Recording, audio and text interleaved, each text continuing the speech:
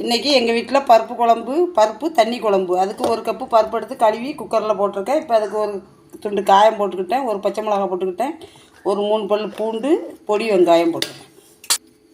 கொஞ்சோண்டு சீரகம் போட்டுக்கிடுவோம். தென் ஒரு 1/2 ஸ்பூன் மஞ்சள் தூள், மகாராஜா சாம்பார் பொடி ஒரு பாக்கெட்.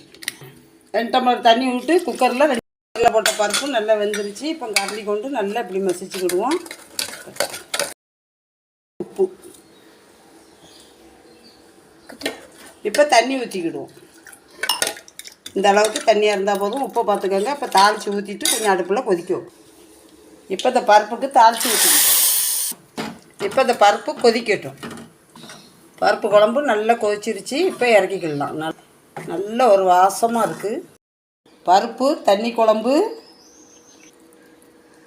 ஆம்லேட்டு, கருவாடு பொரியல், நெல்லிக்காய் ஊறுகாய், உப்பு நெல்லிக்காய். வாங்க சாப்பிடலாம்.